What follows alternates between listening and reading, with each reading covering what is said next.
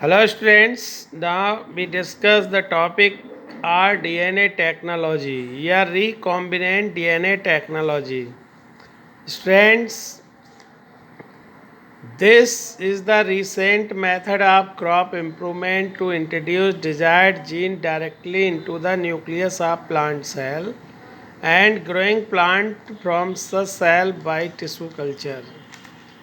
Student, rDNA technology एक modern method है crop variety improvement करने का। इसमें स्टूडेंट्स डिज़ायर्ड करेक्टर वाले जीन्स को ऐसे प्लांट के अंदर इंट्रोड्यूस किए जाते हैं न्यूक्लियस के अंदर, जिससे जो नया प्लांट ग्रो करेगा उसके अंदर सभी डिज़ायर्ड करेक्टर्स होंगे। Such plant are called genetically modified plant या ट्रांसजेनिक प्लांट। स्टूडेंट, तो इस मेथड से जो प्लांट डेवलप होते हैं वो जीएम प्लांट कहलाते हैं। जीएम का मीन्स है जेनेटिकली मॉडिफाइड प्लांट्स या transgenic plants. Such crops are genetically modified crops और ऐसे क्रॉप्स को जीएम क्रॉप्स कहा जाता है। स्टूडेंट, rDNA टेक्नोलॉजी से एक प्लांट है जिसके अंदर कुछ करेक्टर्स डिजायर्ड हैं, लेकिन कुछ ऐसे हैं जो अनडिजायर्ड हैं। तो अनडिजायर्ड करेक्टर्स वाले जीन्स को रिमूव किया जाता है और डिजायर्ड करेक्टर वाले जीन्स को इंट्रोड्यूस किया जाता है। तो इससे जो प्लांट डेवलप होगा वो जीएम प्लांट कहलाएगा और ऐसी क्रॉप्स जो ग्रो करेंगी वो GM crops कहलाएंगी।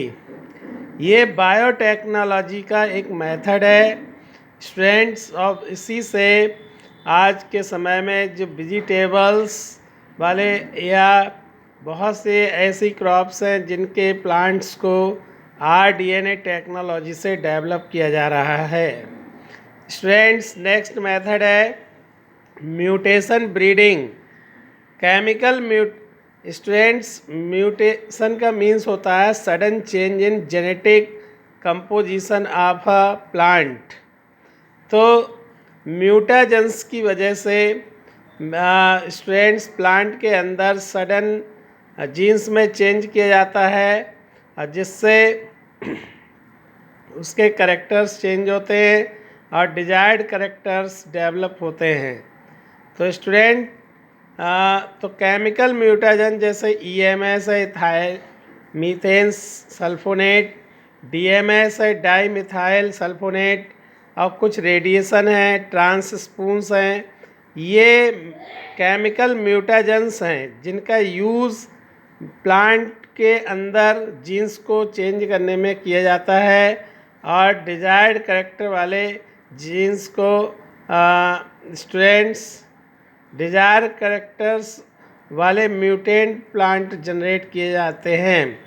These mutants are breed with other cultivars, और ये म्यूटेंट जो होते हैं अदर कल्टीवर्स में ब्रीड किए जाते हैं। This process called mutation breeding, और इसी को म्यूटेशन ब्रीडिंग कहा जाता है।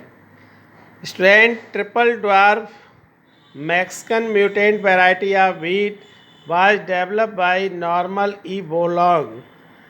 जो ट्रिपल ड्वार्फ मैक्सिकन वैरायटी थी व्हीट की, जो नॉर्मन बोरलॉग ने डेवलप की थी 1963 में, उन्होंने incorporation of mutation and selective hybridization से स्ट्रेंड्स ये वैरायटी डेवलप की थी। इसी टाइप से उन्होंने Sharbati Sonora Pusa Lerma mutant variety of wheat were develop at Pusa in India. India में पूसा में ये दो Sharbati Sonora Pusa Lerma wheat की वैरायटी डेवलप की गई म्यूटेशन प्रोसेस से, वो भी गामा रेडिएशन के द्वारा। तो student, in this way you can understand mutation breeding. Now next is polyploidy. Polyploidy में स्टूडेंट्स क्या होता है कि किसी भी सेल के अंदर, ऑर्गेनिज्म की सेल के अंदर एक कंप्लीट सेट ऑफ क्रोमोसोम होता है। अगर उससे ज़्यादा की प्रेजेंस है तो वो पॉलीप्लॉइडी कहलाएगी। तो जो एडिशनल क्रोमोसोम सेट होता है वो सेम स्पीसीज से आ सकता है या डिफरेंट स्पीसीज से आ सकता है, और यही पॉलीप्लॉइड्स कहलाते हैं। पॉलीप्लॉइड्स इस कॉमन अमंग प्लांट, ये ज़्यादातर प्लांट्स के अंदर ये कॉमन मेथड है जिसमें स्टूडेंट्स सेम स्पीसीज या डिफरेंट स्पीसीज से एडिशनल क्रोमोसोम को ऐड कर दिया जाता है और उसके अंदर वही करेक्टर दिखने लगता है। तो डिजायर्ड करेक्टर वाले क्रोमोसोम्स को किसी प्लांट के अंदर ऐड करके उसके अंदर नए करेक्टर डेवलप कराने के मेथड को ही पॉलीप्लॉइडी कहा जाता है। तो polyploidy, mutation breeding, rDNA technology and hybridization, ये 4 मेथड्स हैं जिनसे हम क्रॉप की वैरायटी को इम्प्रूवमेंट कर सकते हैं students. Thank you for watching this lecture.